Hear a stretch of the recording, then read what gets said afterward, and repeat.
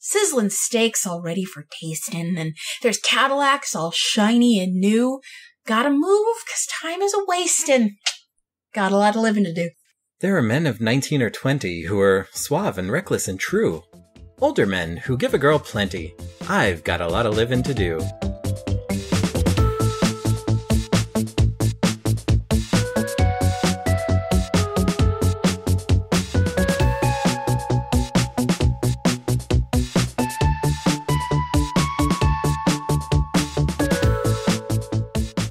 Greetings. Hello. Hi. Welcome to the second attempt at episode 208 of Modern Technology Watches. We were going to be open about that, are we? Well, we've been open about it the last couple of times, so yeah, we tried. I thought we could sneak it past the radar this time. Oh, well, I mean, we can. We haven't edited this yet, so if you'd like to edit it out in post, we don't have to mention it at all. It's quite all right. Yes, we attempted to record episode 208 of this program, Modern Technology Watches, which is the program in which I, Rob Vincent, and I, Gila Drazen, a married couple of film geeks with a combined film collection, introduce one another to the contents of that collection. Indeed. And sometimes we find that a movie that one of us is really excited about doesn't necessarily translate into really great conversation. So what we're learning is that we should not watch films that are in other languages than English and think we're going to come out with good episodes. Because the last time we did this, it was a Japanese movie. Mm-hmm. And this time it was an Israeli movie.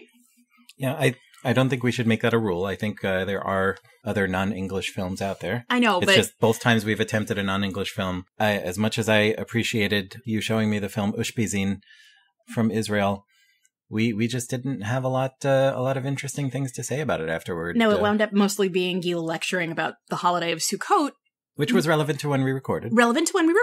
Not necessarily the most fun for our podcast listeners, shall we say. Well, in any case. That one got put down the memory hole. Chalked up to experience. And we are going to have a redo. So, Gila, it is still your turn. It is still... Thank you. That is very gracious of you. Okay, it being my pick. It is your pick. However... Yes. I'm going to need your help. Oh, I don't know if that's allowed. Froggy, I'm going to use your assistance. I've got two options. Yes. And in order to narrow this down, okay, I'm going to put it to you. So we have option number 1, which is very escapist. Okay. Option number 1, very escapist, and also we have on physical media. Okay. We have option number 2, which is less escapist, and we would be streaming on Amazon Prime. Well, I don't know if I want the responsibility of having a hand in what is picked for me to be subjected to on this particular installment of our experiment, but I think just for purely practical reasons, I am leaning toward the one that we have on physical media. Okay. Well then, hold tight. I will hold tight. I will be right back. All right. Gila is getting up out of her chair. She is going to head over to our physical media repository. Ow! She is going to stub her toe on a recliner. I kicked it like it hit my ankle. What'd you do that for? I did. Don't do that. Jeez. Okay, you looking? I am looking away from you, even with my really good peripheral vision. I've been told I have good peripheral vision, like above average good peripheral vision. So, like, if you're trying to sneak stuff by me in real life, you've got to be like totally behind my head. Did you know I had a teacher in high school who had no peripheral vision? Oh man, that's every kid's dream to have a teacher with no peripheral vision. He had really good peripheral hearing, though. Okay. Okay. All right. Are you ready? I am ready. I'm so excited. What have we got? We have this. We have... Oh, wow. I was aware this existed. We have Bye Birdie. The version with Jason Alexander, Mark Kudish, Vanessa Williams, and Chynna Phillips. So it's the 1995 TV film version of Bye Birdie. I don't know if I could handle Bye Birdie without Paul Lynde. Kids! Who's playing him in this film today? George Wendt. George Wendt is playing the Paul Lynde part? Uh-huh. Oh, man. Well, I guess if you're going to be the dad. George Wendt is the dad. Tyne Daly is playing Jason Alexander's mom. I may have to do the rest of this episode as Paul Lynde. Okay, God, not the whole thing. If you want to do the credits as Paul Lynde, be my guest. But ooh, we have a recording of that. That's on record now. You can't take that back. No take backs. So yes, like I said, this is the escapist option. I'm going to keep the non-escapist option silent because I am going to want to show that to you at some point. But maybe when the national mood has calmed down. Okay, well, all right. So I am familiar with Bye Birdie as a show, and the older film version with Paul Lynde and Dick Van Dyke and Janet Leigh. Yes, which has very little to do with the stage show. But I have not seen this version. I adore this version. I'm so excited. Let's see. It's an Emmy Award registered copyright winning musical starring pop star sensations Vanessa Williams and Chynna Phillips. Enjoy one of America's best-loved musicals as Conrad Birdie, Mark Kudish, mesmerizes audiences with his electric voice and energetic presence. Created in the mold of the great Elvis Presley, Conrad's manager, Albert, Jason Alexander, organizes a farewell appearance for the star before he heads off to join the army. With the help of his devoted secretary Rosie, Vanessa Williams, Conrad is scheduled to perform on the historic Ed Sullivan Show. Cue the hilarity as Conrad plans to bestow a parting kiss on the lips of innocent Kim McAfee, Chynna Phillips. Between Kim's disapproving father and her jealous boyfriend, the two seem destined to have their shocking stage performance nipped in the bud. So Vanessa Williams, I'm guessing this is the pop star Vanessa Williams? Yes, this is Vanessa L. Williams, as opposed to the one who was the yoga instructor on Melrose Place. Right. Okay. I have not seen this. I don't have much of a concept of it, beyond having seen the older film, when I was a kid. Yeah. And Paul Lynde made an impression on me. Yeah, well, clearly. But, I mean, not just from Bye Birdie, right? Not just from Bye Birdie. From Hollywood Squares. And I didn't see the Paul Lynde show until, recently, right? No, I had heard legends of the Paul Lynde show. Did we talk about that on this program before? I don't know if we have. The Paul Lynde show, it's this failed sitcom starring Paul Lynde, who was a very camp performer, shall we say. I think that's a fair way to put it. He had a very camp presenting persona, and in real life, of course, he was totally gay. You weren't allowed to have a show as a gay guy back then, so they gave him a sitcom where he was the doting dad, and he had a wife and a child. 2 children. 2 children, right. You had Paul Lynde in full Paul Lynde mode, because back then you could be that camp and people wouldn't point to you and just go, that person is queer. They'd just point and go, that person is being funny. Yeah, but watching it now is completely bizarre. The other thing we did... Because he totally reads gay, by any modern wisdom. There's no question. With anyone with any sense of gaydar, Paul Lynde reads very gay. The other thing we watched was the Paul Lynde Halloween special. Oh my god, yes. Which was so very many flavors of wrong. And they all came together really, really well. It was like the Baskin Robbins of wrong. It was possibly Kiss's best performance. Oh, yes. and also Witchy Poo's best performance. Didn't Kiss do Beth? Which I think is their best song. I really do. It's their best song. Yeah, if you think I'm wrong, fight me. Paul Lynde did a Halloween special where he was accosted by a pair of witches, one of whom was Margaret Hamilton from The Wizard of Oz, who played the Wicked Witch of the West in basically the same outfit and everything. But this was what was it at that point? 30 years later. Yeah. More, even 35? This was Maybe. 73? Yeah, and the original was 39. So yeah.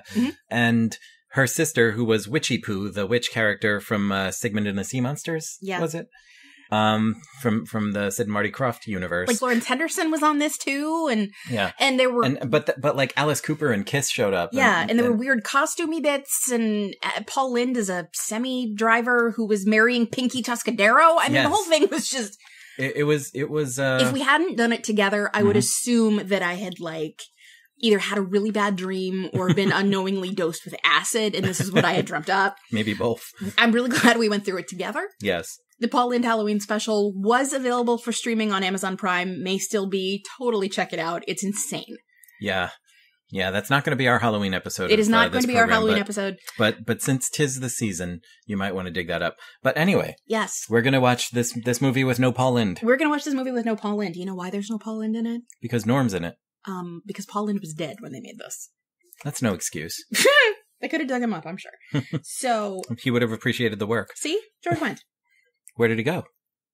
Ah.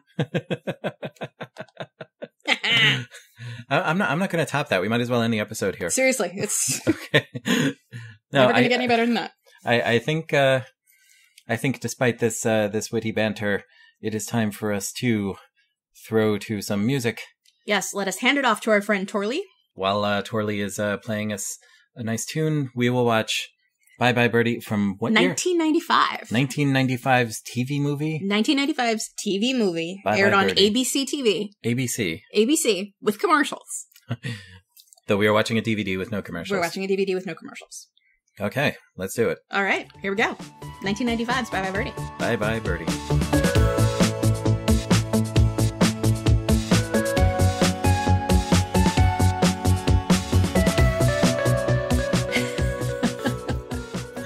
Hey, Rob. Hey, Gila. Are we back? We are back. That is so exciting. I love being back. Welcome back. Thank you. It's good to be back. So, Bye Bye Birdie. Bye Bye Birdie. Bye Bye Birdie. 1995's television Spectacular. made for TV movie. Made for TV movie. Which, okay, so we watched it on DVD. We did. The DVD, the film as running on the DVD is 2 hours and 15 minutes long. I did not expect that. Generally, you think, you hear TV movie and you think 90 minutes, 2 hours with commercials.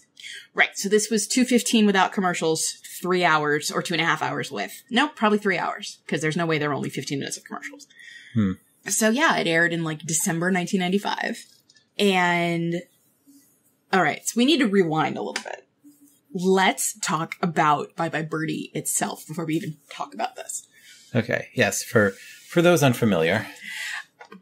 So, Bye Bye Birdie was a musical that was first produced in 1960, won the Tony for Best Musical, movie in 1963. It is produced by a lot of schools, and it's, known as a musical that is really well loved by kids. Kids! Okay, so when did you first become aware of Bye Bye Birdie? I probably heard the cast album at some point when I was a theater kid, and later when I worked in regional theater, because when you're doing stuff behind the scenes or putting up lights or whatever, there's music playing. It's always a cast album of some sort. No theatrical sound booth, lighting booth, whatever booth doesn't have a few CDs lying around with, that happen to be old cast albums of whatever. They just sprout there. So this is the part when I tell you that when I was in high school, our sound crew, at least my junior year, would sound check with the Mighty Mighty Boss Tones. Oh yeah, I mean, I was a teenager at the time and had my backpack with a couple of my things with me. But, there was also the standard issue cast albums. Of course. And so I think this was among them. And when you've never seen a show, but you hear the cast album, you can kind of develop an idea about it. And then sometime after that, I saw the 63 film version with Paul Lynde. And I love Paul Lynde, and I'll watch Paul Lynde in anything. Even Hollywood Squares. Even the Paul Lynde Show. Even the Paul Lynde Show. Paul Lynde. So ultimately, the motivating event of Bye Bye Birdie is when it's a riff on when Elvis was drafted. Right. I met Bye Bye Birdie in 1994. 1994. Yeah. Are you ready for a summer camp story? Because you knew one of them was going to be coming at some point. I had assumed. All right. So whoever had now minutes and seconds in the pool.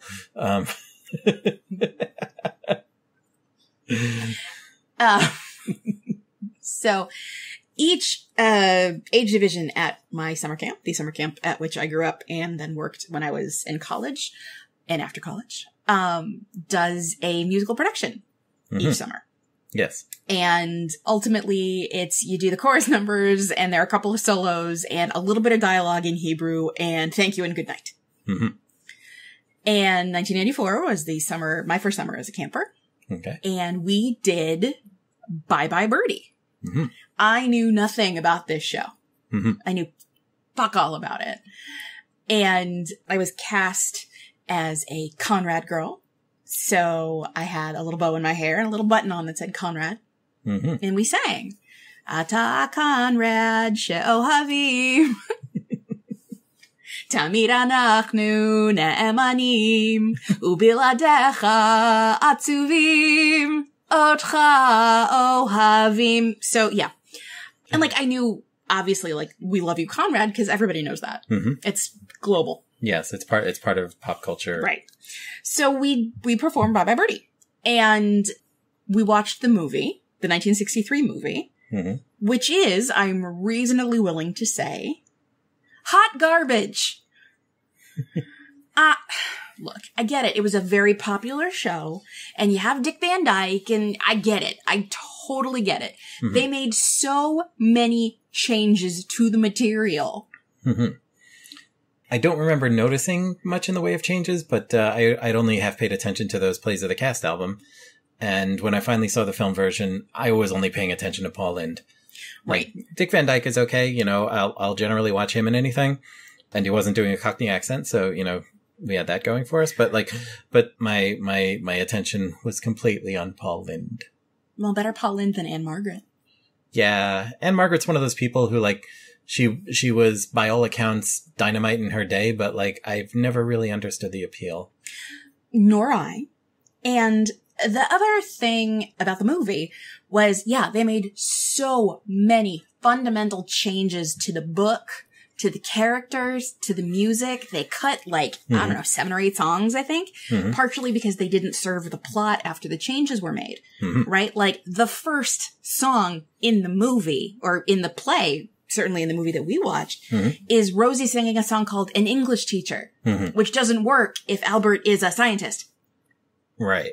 I didn't remember that. The one thing I did remember watching this version was that Rose is Latina. Right. She is Latina, and, like, that figures very heavily in the plot and why the mom doesn't like her and whatnot. And she was not. Right. In the 63 film. Right. She was in the stage show, not least because Cheetah Rivera. Janet Leigh. Not so much. Not so much. Also Vanessa Williams, but we'll get to that. We'll get to that. So 1994, we did this play, mm-hmm. and I was like, so you watched the movie version of your play. And it was weird because the play and the movie have literally nothing to do with each other except for the characters have the same names mostly. Mm-hmm. And some of the songs are still the same. So I remember being very confused. And, like, when we got home, my parents said, oh, we got you Bye Bye Birdie. Mm-hmm. And I said, oh, thanks. And my brother and I used to watch it and make fun of Anne Margaret. So a year and a half later, this Bye Bye Birdie was on ABC. Mm-hmm. Loved it. Mm-hmm. Taped it. Watched it over and over. And the mid-90s mm-hmm. were a really great time for TV original productions of musicals. Mm-hmm.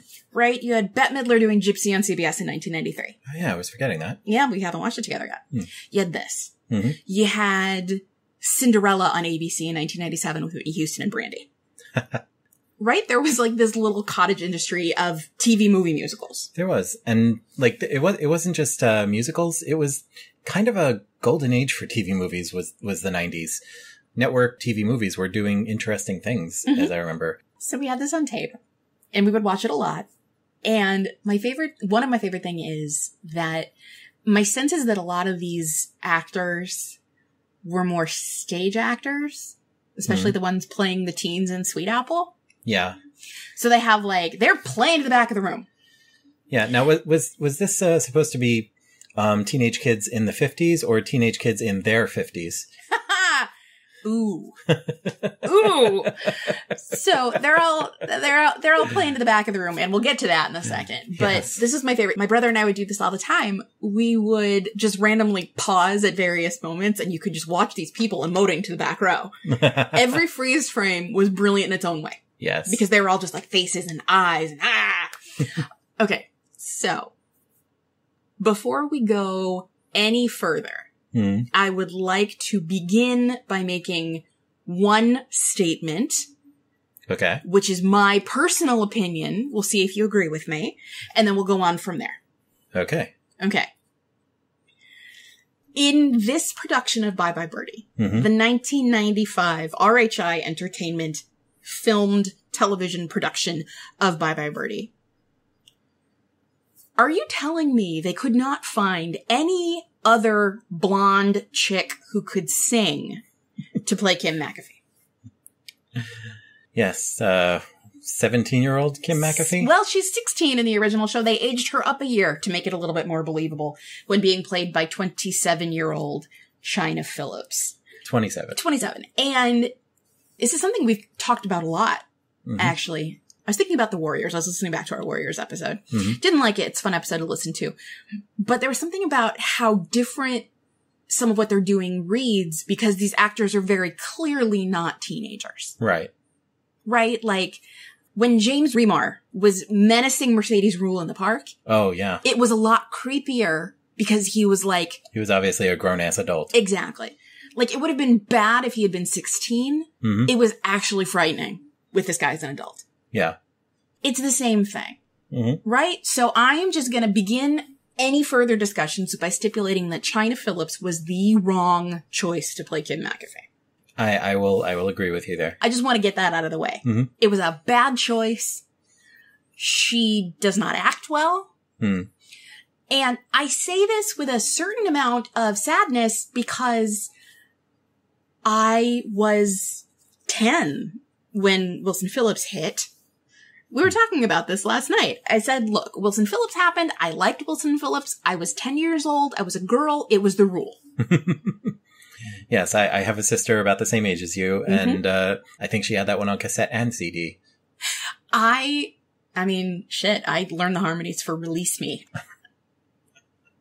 Did you guys get that on the radio, or was that just a...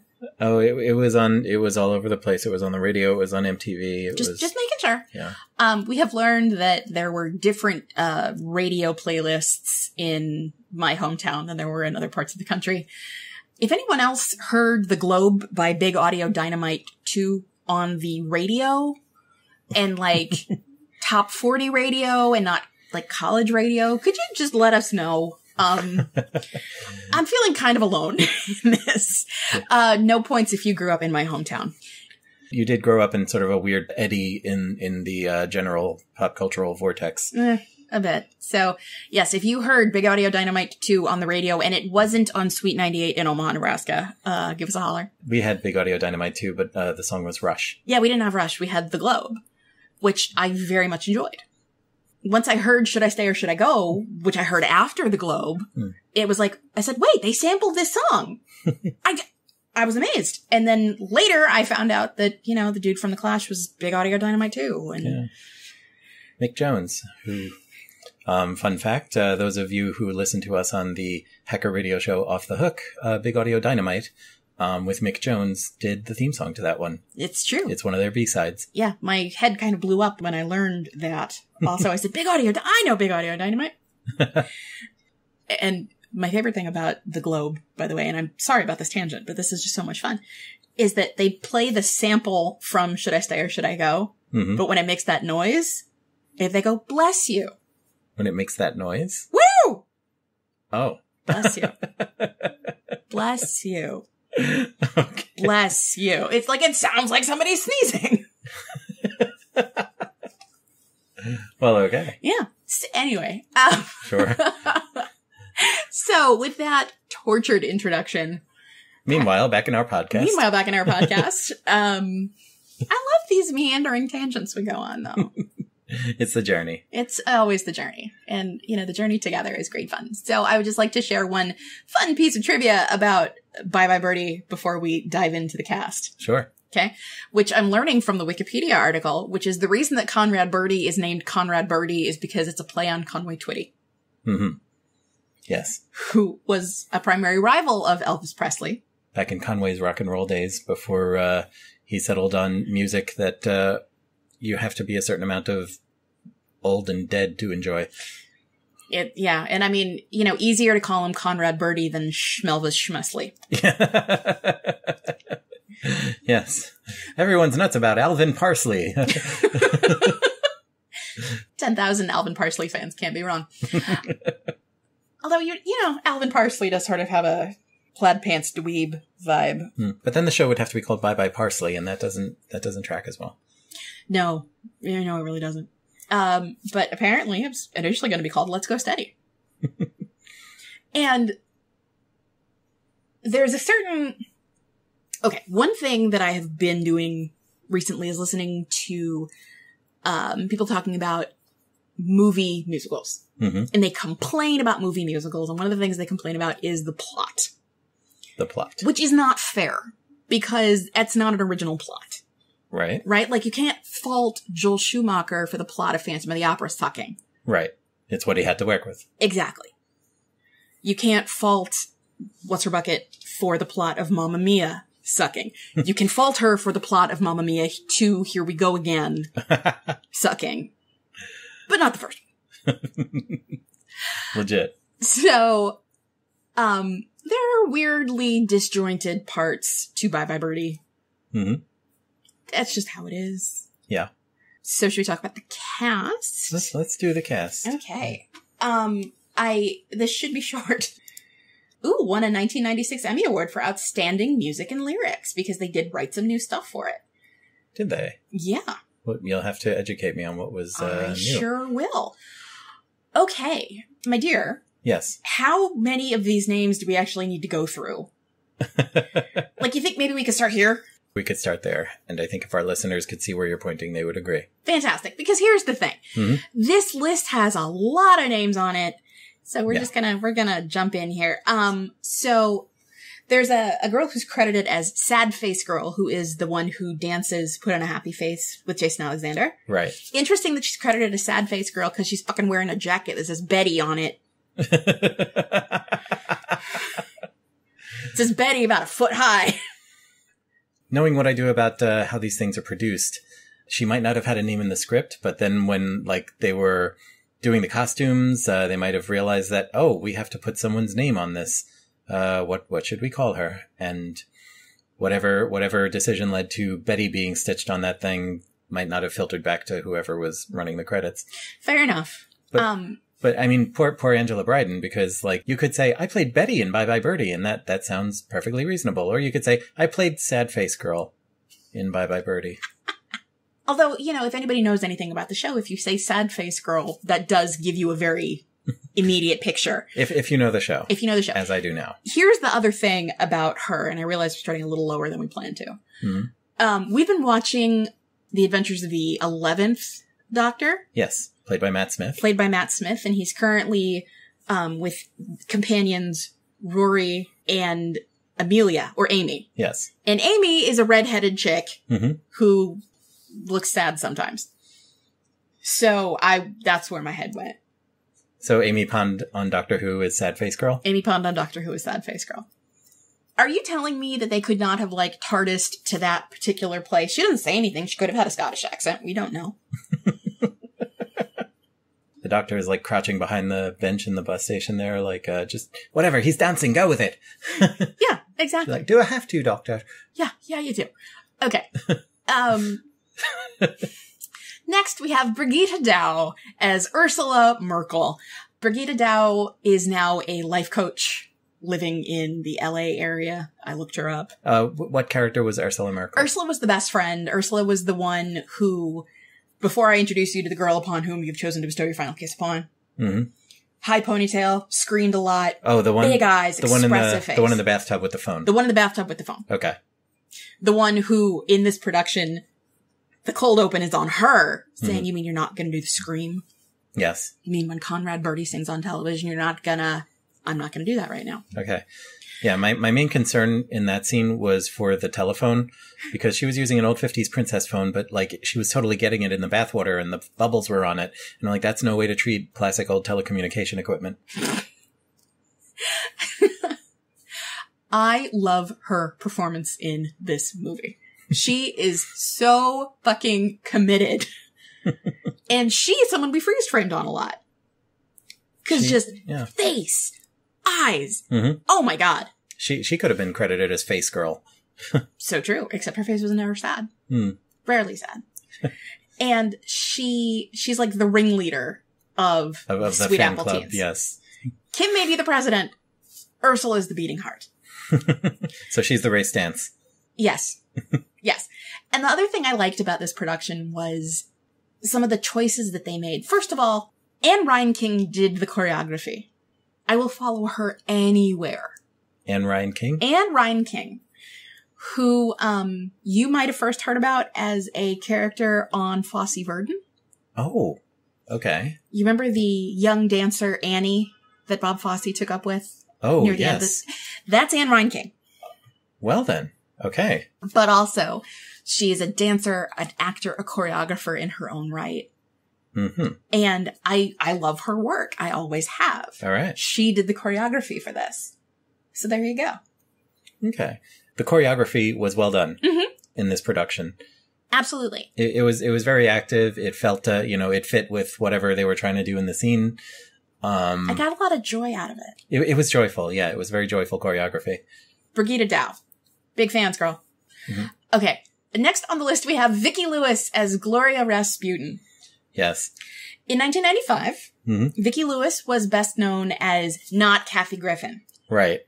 She was the Kathy Griffin, but on news radio instead of Suddenly Susan. Exactly. She was the other redheaded comedian type. The other redheaded comedian type who was always like the sidekick best friend to the star. She's one of those that guy actors. Gloria Rasputin is a small part.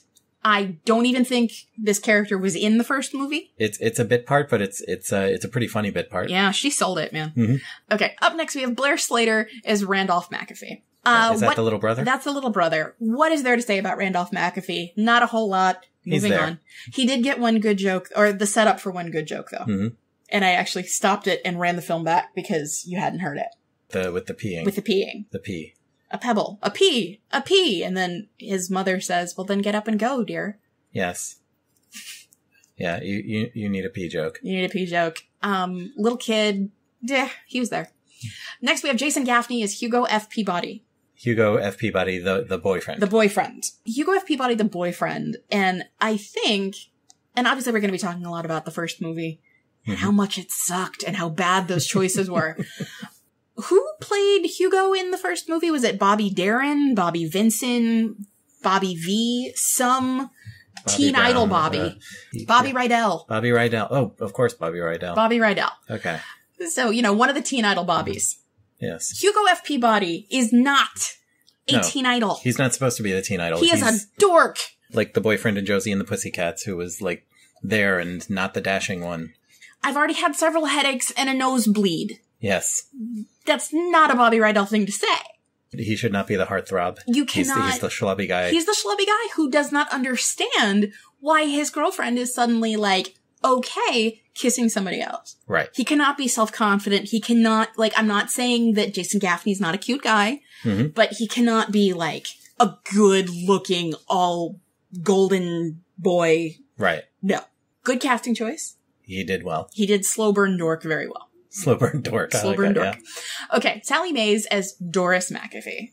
She was fun. She was fun.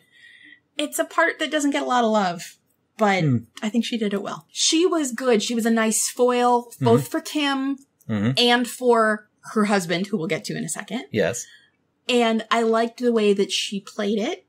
Her voice wasn't the strongest thing in the whole entire world, but it didn't have to be. She didn't have to be coming out with the big sultry voice. She was just the mom. Exactly. All right. So when I told you about this was going to be the movie we were watching. Yes. This next actor was the one I was most concerned about your reaction to. Yes. Next on the list is George Wendt as Harry McAfee. Harry McAfee was the role played in the 1963 version. Indelibly. And in the original Broadway. By Paul Lynde. So I was concerned about how this is going to go over for you.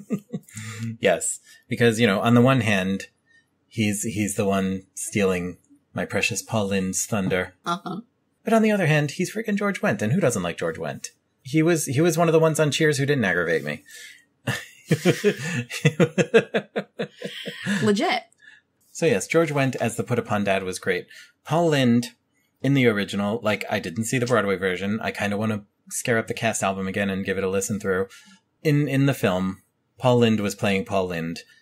And I went back and at the end of the movie, I pulled out my phone and we watched the Paul Lynde version of the Kids number. And then we watched him doing the song on stage at Tony's or something. It looked like he was not playing your standard middle American put upon dad in the way that George Wendt did. He was Paul Lyndeing it. And George Wendt was very different in the role. Yes. But I really liked what George Wendt did with the role. George Wendt, obviously, much as I love Paul Lynde, George Wendt did the role as it should be done. George Wendt, I think, served the role in a way that Paul Lynde couldn't. Right. Up next, Mark Kudish as Conrad Birdie. And like Hugo Peabody, this was good casting. Mm-hmm. Like, he wasn't going like full Elvis impersonator, but he was very good at delivering that type of character. And he went full into the voice and the mannerisms and stuff when he was singing as Birdie. Yeah. And dancing, and he had the hip swishing going on, and very, very Elvis-y. Like, I would say much more like blatantly Elvis-y than the past production. So he really leaned into the Elvis of it. But I think also the fact that you don't hear him do anything until like 2/3 of the way through Act 1. Yeah. Yeah, they're talking about him and building him up, but right. like... You don't hear him do anything more than draw breath until his big number at the town square. Yeah, when you get why everyone's gaga about him. And the payoff? Wow. Yeah. It would be very easy for anyone to do this and just like fall into Las Vegas Elvis or Elvis spoof, which is hacky as shit, and like everyone's got an Elvis impression. But I don't.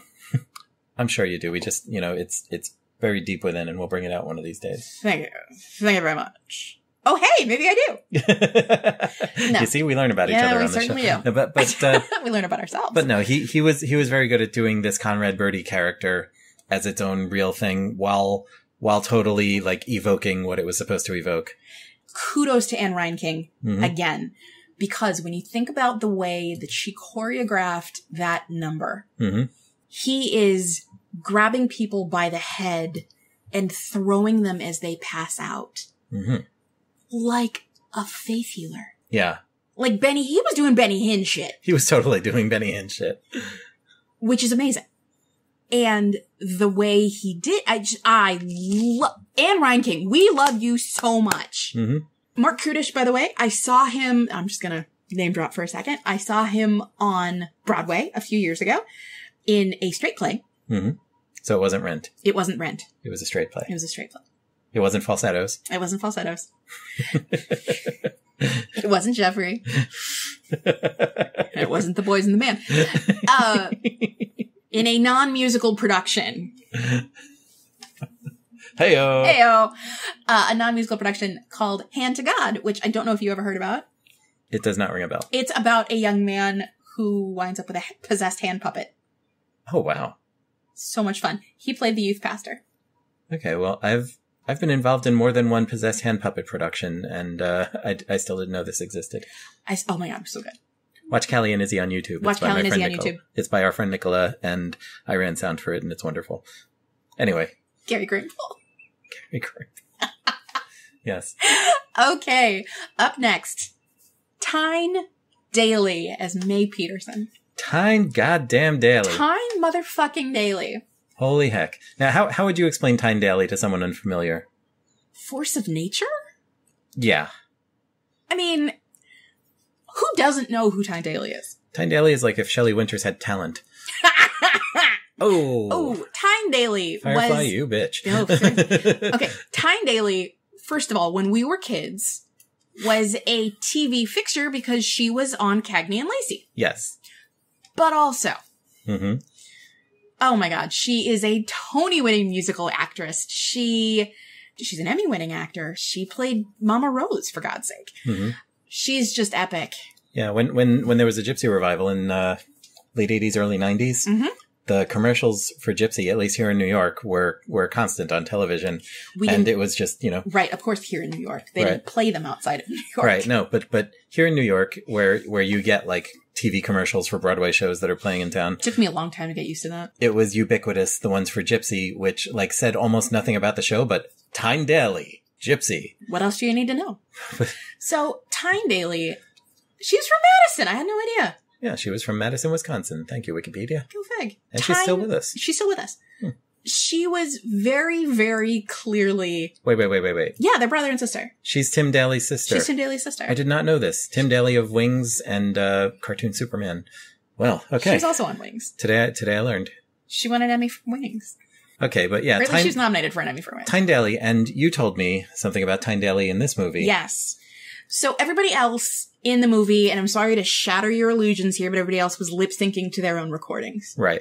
Tyne Daly sang live on every take. And one of my small criticisms of this movie is that, like, the lip syncing wasn't always well done. Sure. Like, it sometimes matched up very, very badly. But Tyne Daly's, matched up. But also, she sounded awesome because she was Tyne goddamn Daly. Oh. Tyne Daly. And I remember I feel like that was one of the things that clinched this for you. Mm-hmm. I said, and Tyne Daly. Yeah. So when you compare Tyne Daly to Maureen Stapleton. Yeah, Maureen Stapleton, who played the role in the 63 film. So Mama Peterson's big song from the show got cut for the movie because Maureen Stapleton couldn't sing. They gave her a verse for kids instead. They wrote a new verse for kids and gave it to her. And it hit a lot of the same themes, but she didn't have a solo, and it was a whole thing. And I said, Tyne Daly is playing Mrs. Peterson, and you said, okay, I'm in. Mm-hmm. The Mrs. Peterson role, the character is so goddamn aggravating, but she's supposed to be. Mm-hmm. And Tyne Daly is just delightfully obnoxious with the role. Yes. It's like they told her, like, just be as obnoxious as you can, and she was like, oh, challenge accepted, and this happened. Chewing all of the scenery. Have you seen It's a Mad, Mad, Mad, Mad World? Yes. Do you remember Ethel Merman in that movie? Vaguely. She served that same role where she was the mother of one of the characters who showed up and was really aggravating every time she showed up. And Tyne Daly was that, but with singing too. And that's awesome casting right there. It was great. Although, could I buy Jason Alexander as Tyne Daly's kid? Not really. Yeah, now I'm curious how the ages match up. Me too. Let's see. This was in 1995. Tyne Daly would have been 50. Almost 50. Almost 50. 49. And Jason Alexander in 1995 would have been 36. Yep. Yeah, Tyne Daly would have been 12. Would have been 12 when she had Jason Alexander. Mm. All right. Okay. But she sold it in this movie. She sold it. So, along with the good, mm-hmm. we have to take the bad. Yes. And next on the cast list is Chynna Phillips as Kim McAfee. Chynna Phillips. Chynna Phillips. Chynna Phillips, who is 27 years old. Mm-hmm. And did you know that when she sings, the cords in her neck stand out? I happened to notice that. Me too! Also, that was not the neck of a 17-year-old. Like, people can be what a 27-year-old adult human looks like and not pass for 17. Yeah. That is a thing that happens. We've discussed it at great length. It was just a poor casting choice. And for all of the casting choices they really knocked out of the park on this one, I was underwhelmed. Yeah.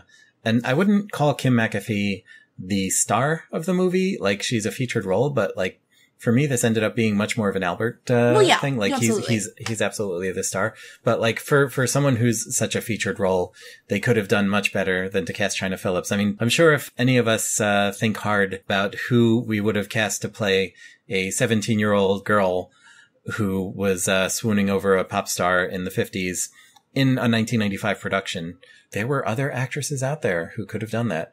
Singing and dancing and acting. And Chynna Phillips didn't do any acting. She just, like, said lines and, like, stood in directions and walked across the screen sometimes. But she is not an actor. She didn't do a lot of dancing either. There's a lot that could be said. We'll talk about it at the plot, but geez. She was not good. She was not good. She was definitely the low point of this for me. Okay.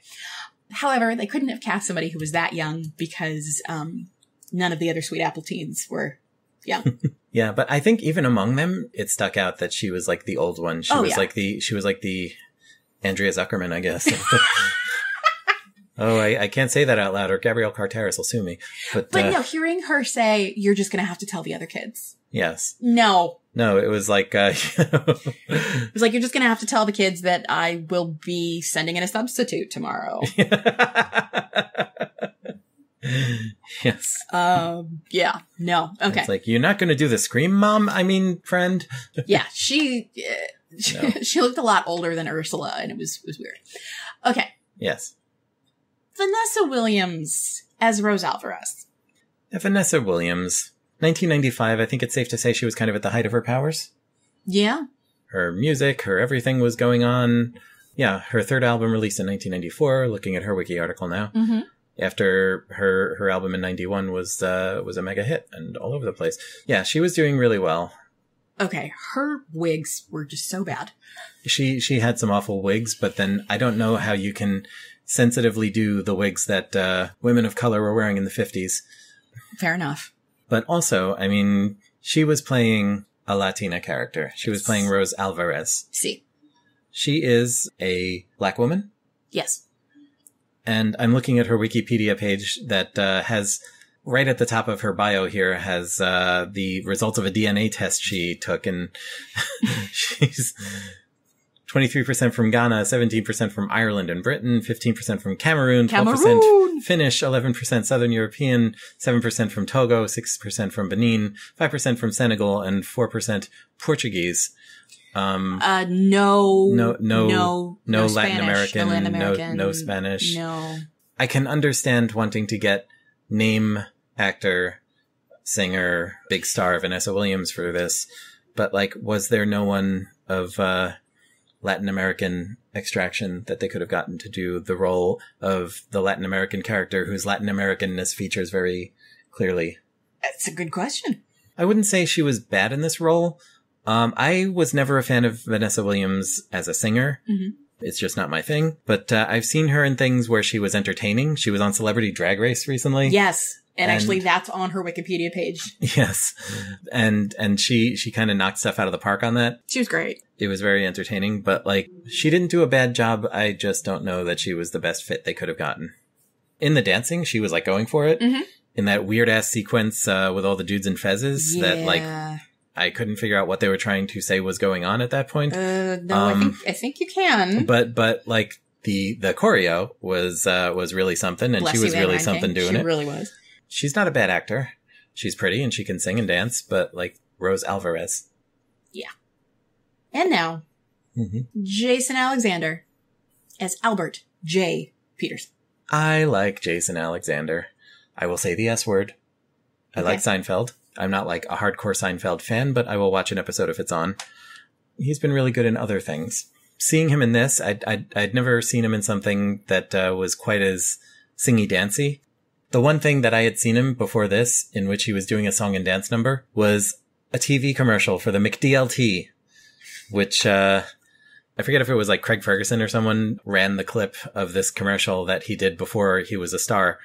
When he was a jobbing actor, and it was this like singy dancy commercial about the McDLT, which was a McDonald's burger, this like flash in the pan McDonald's burger that happened in the 80s, where the whole idea was it came to you in this styrofoam container. Right. And on the left side of the container was half the bun plus the burger meat and the cheese, the stuff that was supposed to be hot.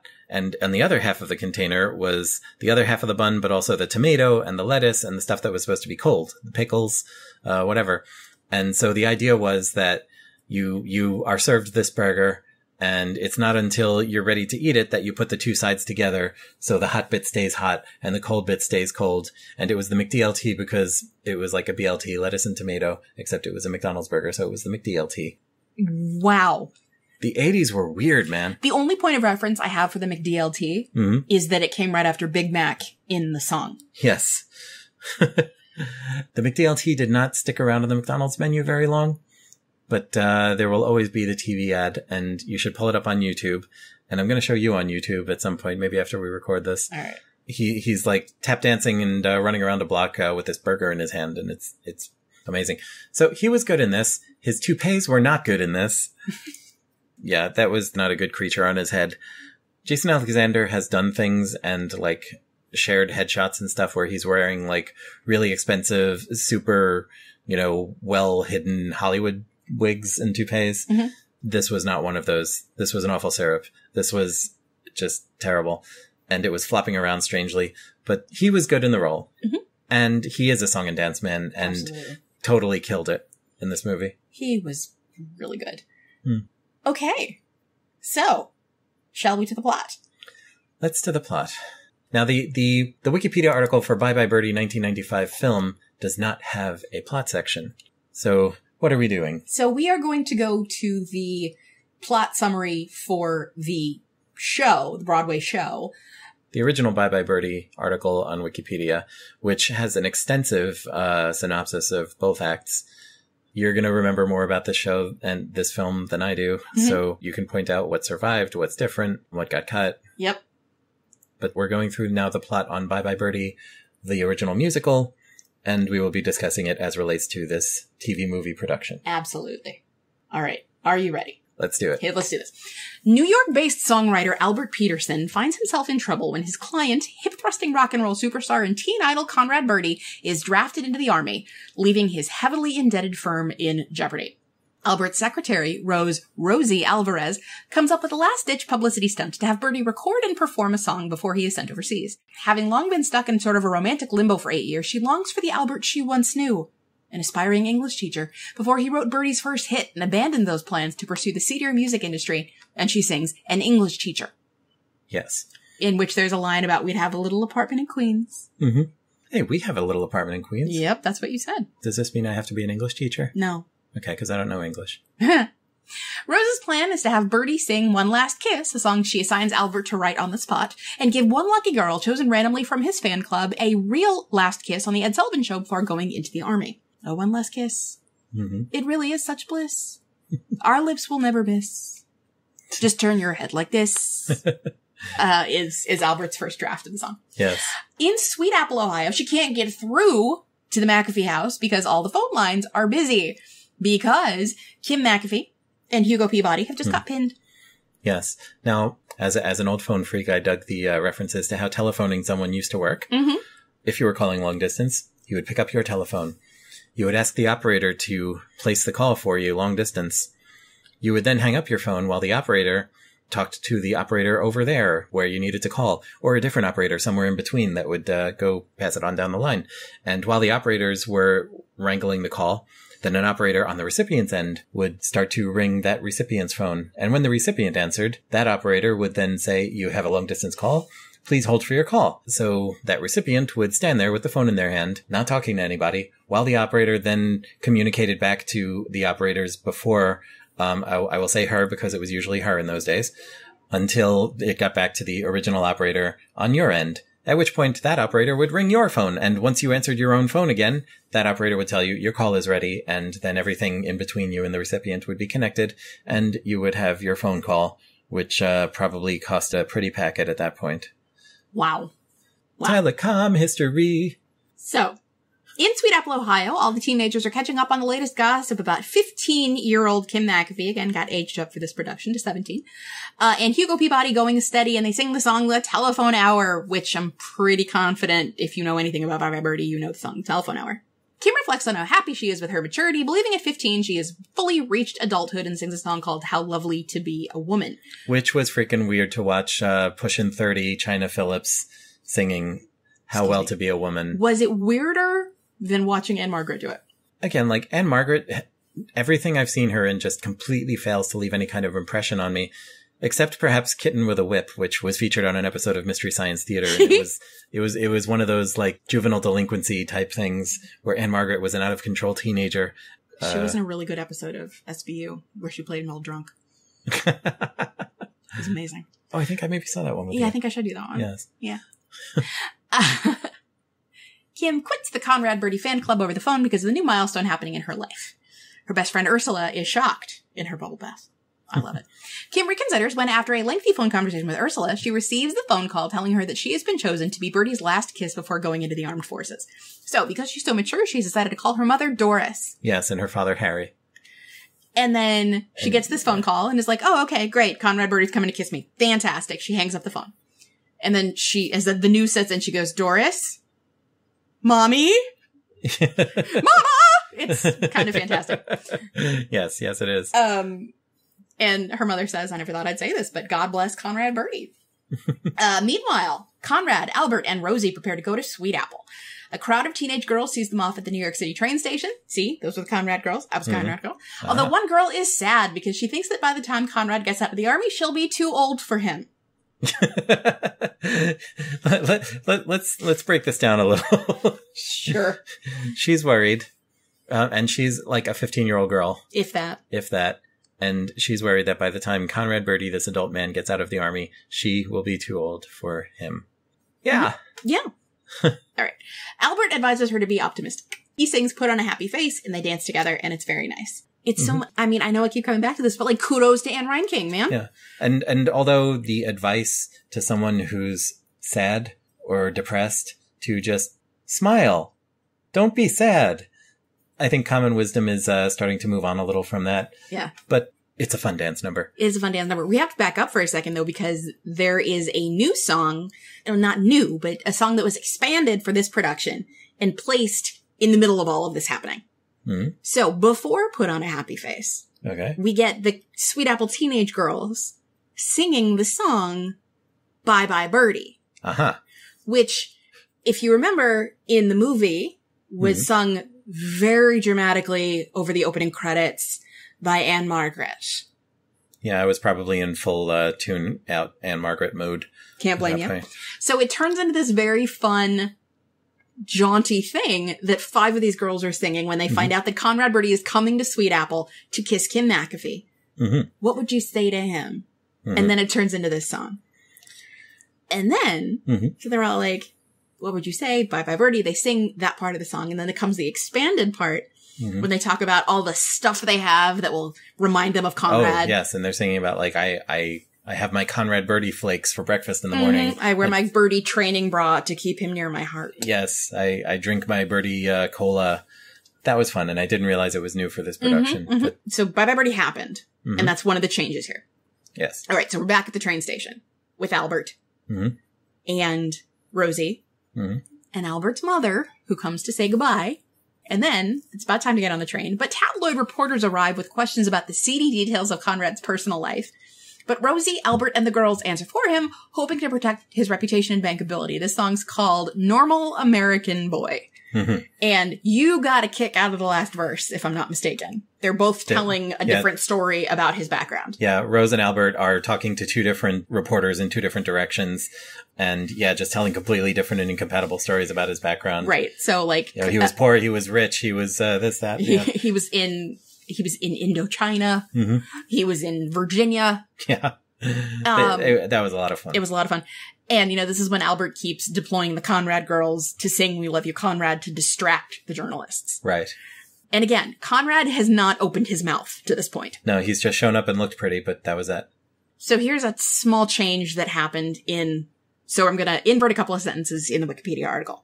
Okay. Conrad shocks the town's parents and drives the teenage girls crazy with his performance of Honestly Sincere, which causes all the girls and the mayor's wife and everybody who's around to faint. And again, that was that Benny Hinn thing he had going on. And he is dreamy. He was totally dreamy, and he was going full Elvis, and it was a lot of fun to watch. I was thinking recently about how, like, when I was a kid and I would see old footage of like the Beatles on Sullivan or, playing at Shea or like Elvis and his audiences, and how the audience was full of all these girls who were like screaming at the top of their lungs and fainting and all that stuff. And I'm like, I've seen singers I like, but why is this such a big deal? And I grew up a little and realized that hormones are a thing. But I would sometimes wonder if that was totally a thing of the past. And then I saw like the crowd in Saturday Night Live when BTS showed up, and the whole like K-pop thing and the complete and total devotion that people will have to a musical group now on that level. And so it's a thing that still happens. Say New Kids on the Block. I'm not going to say New Kids on the Block. Oh, damn it. You made me. Yeah. It was a thing. It still is a thing. And it still is a thing. And I saw New Kids on the Block in concert twice in my 30s and couldn't talk for a couple days after each show. I mean, you don't have to be that ashamed. It's You paid money for that? Twice. Dude, I went to New Jersey once. That is okay. I mean, you did come to a weird-ass theatrical production with me because Louise Jameson from Doctor Who was in it. And airing out the toilet. It was weird, though. So he does his performance of Honestly Sincere. And then Hugo says, Kim, I'm not okay with this. I gave him a pin yesterday. What the going on? And Kim is trying to reassure him. The way they set this up was really nice. Mm-hmm. So there are two other girls there who are basically singing back up for Kim as she sings this song, One Boy, talking about how there's only one person I want to go study with. You are the only person who sets my soul on fire, Hugo. Conrad Birdie is a fling. Conrad Birdie, and she starts talking about Conrad Birdie. She's like, I can even say his name and it doesn't do anything. And she's Conrad Birdie. And then the third time she faints. Yeah. And then these two girls catch her and smile and start singing the chorus again. And then Kim wakes back up. I like that bit. Mm-hmm. Yeah, they catch her and they're just looking back at him and smiling and shrug and like, yeah. And it establishes the whole dynamic there pretty well. Yes. Hugo says, I'm very upset. I've already had several headaches and a nosebleed, which again, Bobby Rydell cannot do that. No. So, one boy to laugh with, to talk with and walk with. The visitors from New York are staying at the Peterson home. Rosie is going to share Kim's bedroom. Albert's staying in the spare room. And Conrad is staying in Harry and Doris's room. So Harry and Doris are bunked in with Randolph. Fine. There are Ursula and a couple of the girls are like camped out on the front lawn. They're decided to sing We Love You, Conrad 10,000 times. Yeah. Appearing in as he has breakfast in the morning. They like pull him in. Yeah. They all come in to watch. And the mom shouts out the window, come on in if you want to watch him eat. So there's this fantastic scene where he comes downstairs. Doris gives him breakfast and then immediately takes it away so they can give it to Conrad. Yeah, she gives Harry breakfast. Yes. The way that scene is put together is very, very good. And then he just loses his mind and starts yelling. And the vote has been denied to no one. The Magna Carta is revoked and Nero is back in town. Yeah. And George Wendt in that scene was really, really good because like he wasn't just doing the stock angry dad character. He was doing a completely reasonable dad character who's justifiably losing his shit. A house guest who repeatedly calls me Fats. Yeah. So Conrad becomes a guest in the McAfee house and irritates Kim Father Harry by being rude and selfish. Now, he comes down for breakfast. All the girls are standing there. He shotguns a can of beer, belches, and all the girls and Doris are like, Yeah. And he comes down and he's not like in the Elvis suit or anything. He's in a robe and pajamas, scruffy. His hair's all over the place. Downs a whole beer before saying anything to anyone. He shotguns the beer, belches, says, don't wake me for lunch, takes more beer out of the fridge, goes back upstairs and then sees Harry and goes, hiya, Fats. Yeah. That's the whole thing. It's a lot of fun. 3 shrieking harpies who sing, we love you, Conrad. We love you, Conrad, 4,732 times. Yeah. It's a lot of fun. So, Harry does not want Kim to kiss Conrad until Albert tells him their whole family will be on the Ed Sullivan Show. Kim, Harry, Kim's mother Doris, and younger brother Randolph sing Sullivan praises in the song Hymn for a Sunday Evening, which is basically they're repeating the words, Ed Sullivan, we're going to be on Ed Sullivan. Ed Sullivan, which one thing I do remember about the 63 film is Ed Sullivan played himself. Yeah, not an option this time out. Not an option. He's a bit dead. But they tried to do an Ed Sullivan show, I think not long after this, with like a horrible 3D CGI animated Ed Sullivan. And like the voice was somebody doing an impression. I think they got like Joe Lasky or somebody. I remember seeing commercials for it. I never saw the actual thing, but I just thought, what the hell are they even doing? Ed Sullivan, for those unfamiliar, I'm trying to think of like modern equivalents to it. There isn't one. There really isn't because it was a variety show. It was the variety show. Like I said, that's how the Beatles made their big premiere here. That's how, Elvis was on Sullivan a bunch of times. The Stones were on Sullivan and famously had to, instead of saying, let's spend the night together, they had to sing, let's spend some time together because Ed Sullivan was famously like prim and proper buttoned down. Elvis getting filmed from the waist up. Yeah. But it wasn't just musicians, right? There were plate spinners and there were ventriloquists. Yeah. Topo Gigio. Yes. Senor Wences. Senor Wences. Yes. He was on Sullivan. Everybody. And also like you only had a couple of channels to watch on television. Everybody watched Ed Sullivan. Everybody watched Ed Sullivan. Millions of people.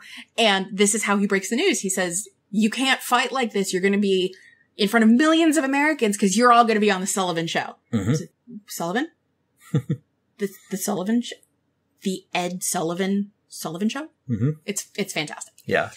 So, as they're getting stuff set up for the show, Albert's overbearing mother, May, comes to Sweet Apple to break up her son's relationship with Rosie. She objects to Rosie's Hispanic heritage. Yeah. She introduces Albert to Gloria Rasputin, a curvy blonde, redhead, she met on the bus who could replace Rosie as his secretary. Gloria, a tap dancer, ice pat, secretly hopes that a connection with Albert could be her way into show business. There's no secret. She says it. Mm-hmm.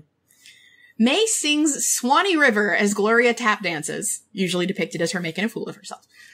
Albert gives Gloria a typing job. Mm-hmm. Rosie is furious, and in the original production, fantasizes about violent ways to murder Albert in a number called the 100 Ways Ballet. In this, she doesn't. She's just, you see her watching him go off with Rosie. And I don't know if this was in the original production, because it doesn't say here, but in this movie, Gloria is like, she comes up to him after doing this tap dancing number and ending in the splits, which she can't get up from by herself. But after that, she is basically all over him. Like, she loops her scarf around him and keeps blowing a bubble with her chewing gum that keeps getting him on the lips. Yep. She's talking about anything I can do for you. And he says something about, do you use the touch system, meaning typing? And she goes, whenever possible. Yeah. She's very obviously all up ons. Yes. And because they've been on the bus for 3 days. Yeah. Rosie's not thrilled. She is not thrilled. Understandably. Instead, Rosie comes up with a better idea, convincing Hugo to sabotage the last kiss. Now, in this production, they actually work together, right? Since both Rosie and Hugo are jealous and angry, they plot to ruin Conrad's appearance on the Ed Sullivan Show. So, Conrad is going to be singing this song, One Last Kiss. Going to kiss Kim. That's it. And they're doing it in a local theater in Sweet Apple. Right. Which they've got the Sullivan cameras and everything set up at. So it turns into this whole weird history thing, and Harry is dressed as George Washington. It's ridiculous and fun. And at one point, the director is trying to fix everything, and then the camera turns back to him, and Conrad just, he hits the ground. The choreography is brilliant. The choreography is brilliant. The number's funny. So on the broadcast, Conrad sings One Last Kiss, and as he leans in to kiss Kim, Hugo runs on stage and punches him in the face, knocking Conrad unconscious. Now, he says, okay, chick, brace yourself. Yes, Conrad says. And then Hugo says, get ready for this, Conrad Birdie, and just hauls off and knocks him in the face. And when we did it at camp, Conrad Birdie said, okay, Yaldonet, heat konani. And then Hugo came running in and said, heat konen ze, Conrad Birdie, which means, get ready for this, Conrad Birdie, and just punches him in the face. What does Conrad Birdie's line mean there? Okay, chick, get ready. I mean, basically, brace yourself, chick. Okay. So, knocking Conrad unconscious, Rosie dumps Albert. You can't leave me alone like this, he says, and she says, you're not alone, Albert. You're on television.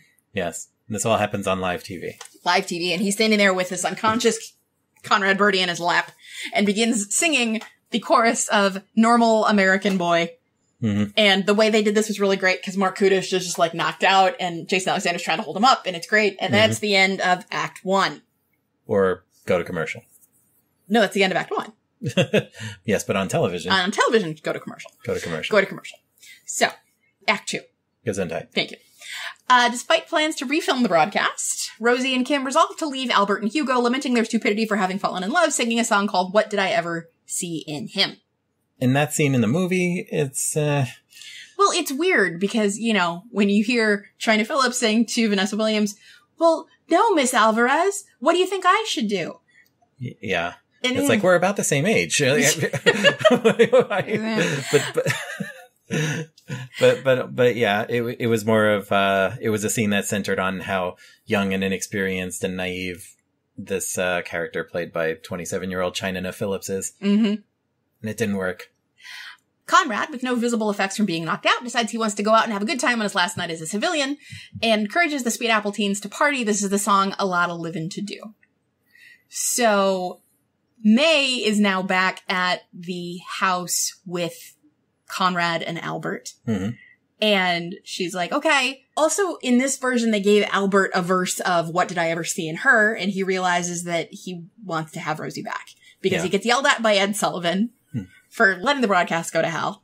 I need Rosie back. She'll help me fix this. I love her. I need her. Good toothbrushing acting by Jason Alexander. And a little gargling acting, too. Yeah.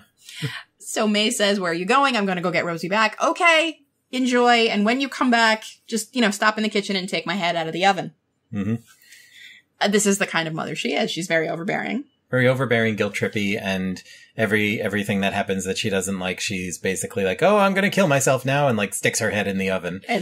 And Mama, it's electric. Yeah. So And then she says, oh, I forgot to give you the message from Conrad. He's going out tonight. Won't be able to kiss Kim tomorrow. And Albert's trying to keep Conrad from going out that evening. So he says, Mama, do something. So she says, Conrad, have you ever thought in terms of a more mature woman? Right. It's weird. It's very weird. So they think got a lot of living to do. They go out. It's great. Kim sneaks out of her house and joins her friends. Conrad, Kim, and all the teenagers, except Hugo, head for the ice house where people go when they want to be alone, which is not exactly how it works out in the movie. So they're all singing and dancing in the street, and Conrad and Kim sneak away. Yeah, they sneak away to the ice house. To the ice house. Two of them. And we don't see them for a while. Meanwhile, Hugo goes to Maud's roadside retreat, hoping to get drunk, but grumpy proprietor Charles F. Maud sees that he's underage and refuses to serve him. When Harry discovers Kim has run away, he and Doris lament how disobedient kids are these days. Kids! Yes. Whatever you think of this movie or this production or this show in general, you would do well to go on YouTube and search for Paul Lynde singing the song Kids, because it's a mind scrambler. Well, the Broadway version or the movie version? Because the movie version gets weird. Yeah, the movie version definitely gets weird, but the Broadway version, he's like, and when he's singing the Broadway version, it was the clip I found, he was on stage at what might have been the Tonys. It was a later Tonys though, because there was one, it was like a landmark Tonys, and they had people singing bits of stuff from years. So he was in front of the number 1961. Right. But he also, that became kind of a signature thing for him. He did Kids in the Paul Lynde Halloween special. Yes, he did. Where they fiddled with the lyrics to make it about Halloween and trick-or-treating and whatnot. But yeah, Paul Lynde kept that song stuck to him throughout the rest of what passed for his career. And he, it is an experience. This guy who, as I said in the opening segment, you're watching him, and if you've got any amount of gaydar whatsoever, you're seeing a very camp, very gay dude singing about how he's frustrated with the kids today. And it is amazing. And him doing the asides like, I didn't know what puberty was until it had passed me by. Like, yeah, which is actually, George Wendt says it because it was actually in the show. It was in the show, but like the delivery was much different. Yes. Watch more Paul Lynde is what I'm saying. I'm fine with the Moonlight Swims. It's the loop that hurts. So, Rosie ends up at Maud's roadside retreat and starts flirting with other men, but Albert phones her and begs her to return to him in a song called Baby Talk to Me, which was not in the movie. I had heard it for the first time in this film. Mm-hmm. And of course, for the guys who were in the bar, happened to be able to just do perfect harmonies behind him. Uh-huh. It's very sweet. Rosie doesn't go for it, but it's very sweet. Okay, now, here's where it gets weird. Yes. So, Rosie went to the same bar to drown her sorrows, and I didn't get from the scene in the movie that this next thing was supposed to take place in the same place. Yeah, because I was like, where the hell is she and why is she in this place? In the back room, because he needed to close down to go to the meeting. Right, and in the back room was a meeting of the Shriners. The Shriners. Okay, now, this part comes later, but they moved it here. Mm-hmm. So in the bar, she's complaining about Albert and his mother not liking her. And she sings this song called Spanish Rose, which is, if she wants me to be Spanish, I'll be Spanish. Mm-hmm. It's an interesting... It is an interesting thing. And she's like, oh yeah, I'll give you Spanish because the lady doesn't like that she's Latina. That's another thing that they didn't do in 63. Because the character was white. And I think they changed her name, too. Like, I want to... Yep. Rose de Leon. Yeah, she was Rose de Leon in the 63 movie, played by Janet Leigh. Good actor, good performer, but one of the whitest people on the planet. So, this happens. The bartender tells Rosie she needs to finish her drink and go because they need to close down. Got to go to a meeting. Mm-hmm. Then Rosie goes into the meeting. Yes, the meeting of the Shriners. The meeting of the Shriners. And there's this whole weird dance thing, which kind of implies that she had some sort of weird orgy with the Shriners. The Shriners, it's an organization that exists in the real world. They put on a circus. That was the first circus I saw, was the Shriner Circus. We saw the Shriner Circus once. Excuse me. Yeah. And they drive around in little cars. Yeah. Basically a club for middle-aged dudes who wear fezzes and take on the trappings of like pop cultural Arabic stuff, which Yeah. But that ends up with this whole scene in the movie where she strips down to what in the actual 1950s would have gotten her arrested no matter what ethnicity she was, but especially a person of color, and is doing over-the-top Arab-like things to Arab-like music without much of a sense of cultural sensitivity about it. Yep. Messing around with all these white dudes wearing fezzes. So that happens. Then she bumps into Hugo outside because he had been kicked out of the bar. Mm-hmm. And Kim and Conrad have run away together. And my greatest fear is they've gone to the ice house. Mm-hmm. So Rosie and Hugo are heading on Hugo's bike to the ice house, and they run past all the parents who are in the middle of the city. They're trying to figure out what to do. Mm-hmm. And everybody heads off to the ice house to find their children and to find Conrad Birdie. Now, I question the practicality of the makeout spot being the ice house, because wouldn't it be colder there? Probably. But then you'd have to, get closer. Okay, but also there's hay and not a lot of furniture and yeah, okay. All right. So in the middle of all of this, Albert tells his mother to stop, to go home. Yes. And she sings her big song, which is called A Mother Doesn't Matter Anymore. About all the sacrifices she made.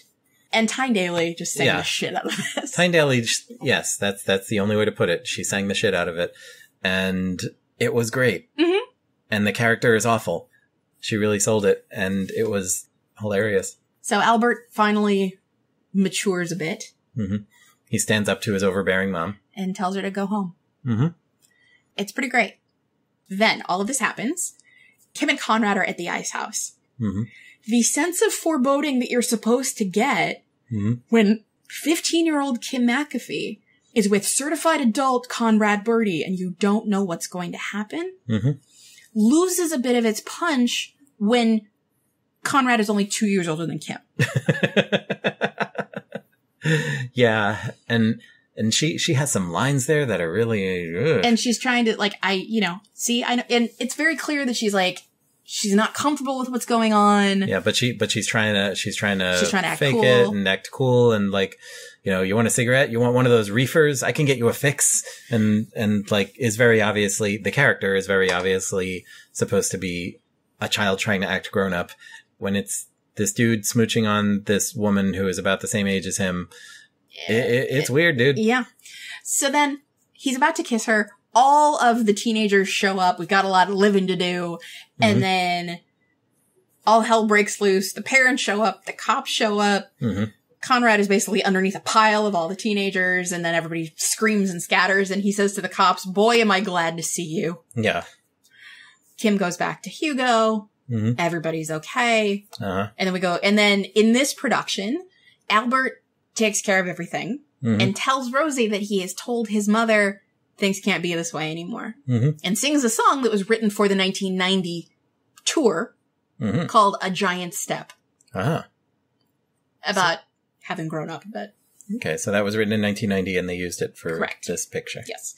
Oh, also one of the other songs that was written for this was one that Rosie sings at the train station after Albert leaves called Let's Settle Down.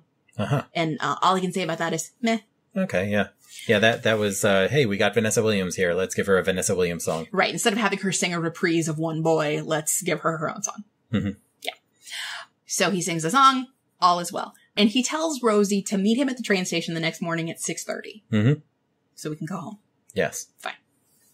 So quick cut to the train station the next morning. Oh, and he's dissolved the company. Yes. Yes, because he's got enough money and everything's fine. So we go to the next morning and an old woman comes out of the bushes and it's Conrad dressed up as a woman. Yeah, following Albert out of the bushes, who says the coast is clear. So there's Conrad, there's May, and he says, "Mama, I don't have time for any of your nonsense." And she said, "No, it's fine. I'm just going to do what any mother would do in this situation." And she lies down on the train tracks. And she says, "And don't worry about the coat. You'll have 3 mink stoles once the train passes over me." That was maybe the funniest line in the show for me. So they get her off the tracks. She doesn't get hit. Everything's fine. And then Albert puts Conrad and May on the train to New York. And doesn't go with them. Yeah. There's the great look at Conrad on the back of the train and Mama on the back of the train. And she's like half hanging off the train as it's going away, like trying to reach for Albert. And it looked like Tyne Daly. Maybe they did some stunt double stuff, but like they must have, insured the hell out of that harness. And Conrad is shouting, "Don't do this to me. Don't leave me here." Right. So Albert says, "I'll pay your guarantee at some point. I can't do it now, but I will." And he said, "Don't worry about it. You got a contract with me for life. Here's a piece of paper. I just signed my name to it. Anything you need, I'm on it." Mm-hmm. Yeah. So the train leaves and Albert rips up this piece of paper. Mm-hmm. But he was really touched by the gesture. Yeah. He was like, "That's the nicest thing." So Rosie arrives, and where's Conrad? Just left on the train for New York with Mama. "Well, you told me to be here at 6:30. Yeah, the train left at 6:25 as scheduled with Conrad and Mama. Mm-hmm. And Rosie says, "Well, why aren't we on the train?" And he says, "Why would we go to New York when we have tickets to Pumpkin Falls, Iowa?" Mm-hmm.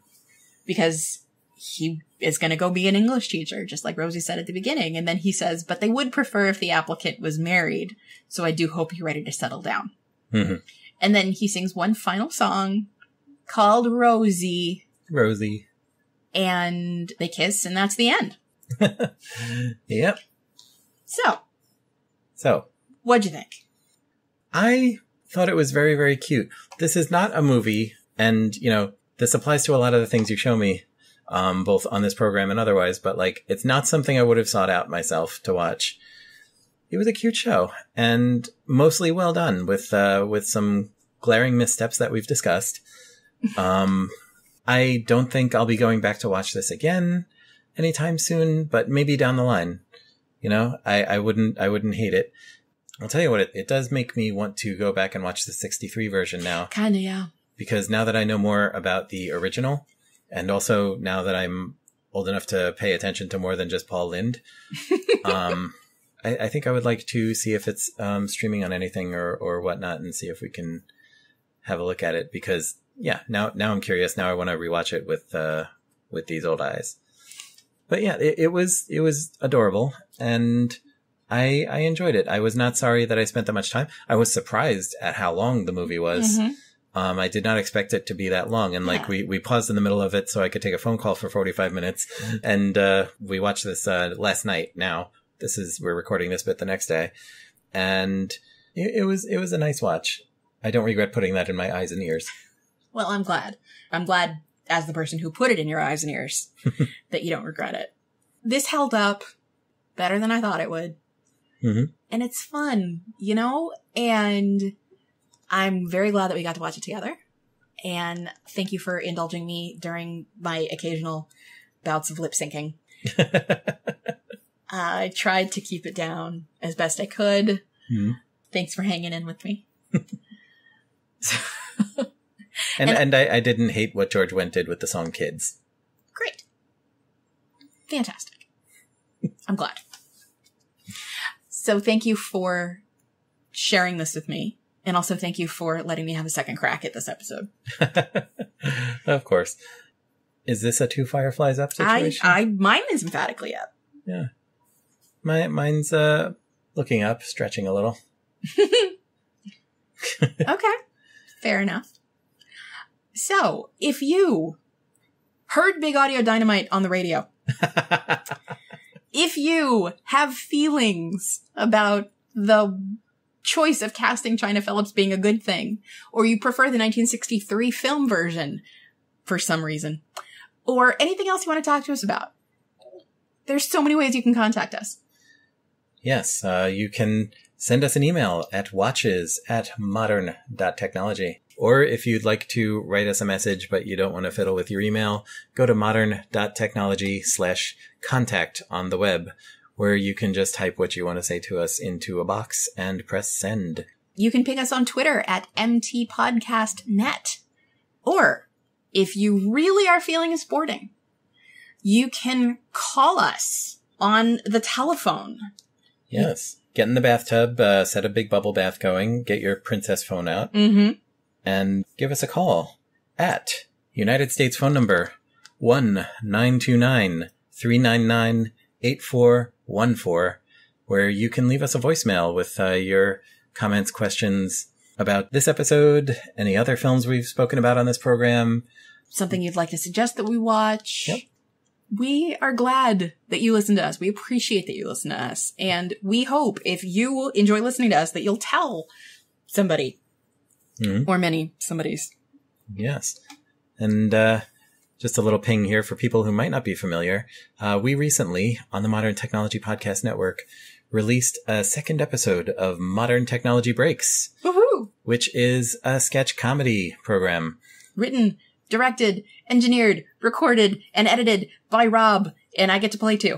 It's a nice little sidestep from what we do here. It's just comedy sketches, parodies of other podcasts, weird short character things. The episodes are short. They're about half an hour long, and there are now 2 of those episodes. So search for Modern Technology Breaks. That's breaks as in fractures, not breaks as in vehicles. Search for that in your podcast app of choice, or go to modern.technology/breaks on the web. So enjoy that. Make sure you find Paul Lynde singing kids on YouTube, because you'll definitely get a kick out of it. Do that thing. And go out and do motorboat races and loop the loop, because they've got a lot of living to do. That we do. So, for Modern Technology Watches, this has been Rob Vincent. And Gila Drazen. And we will see you in the future. We will see you at the movies. Somehow, some way, we'll see you at the movies.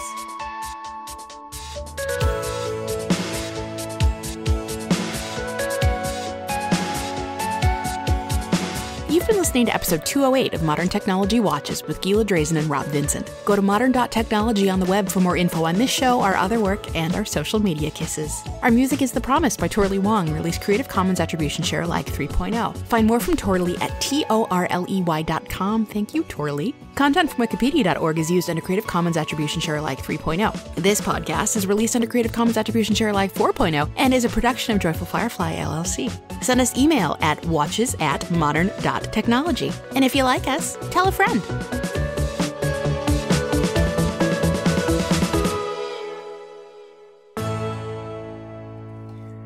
Kids! What's wrong with these kids today? Here's the other reason that you can't be Paul Lynde for the entire episode. Why can't I be Paul Lynde? Look back. Yeah, I'm peeking at every point. It's okay, I'm an audio engineer. I can fix this. Okay, well, you're peeking like that. You can't do Paul Lynde and be subtle. No, you can't. That is a very valid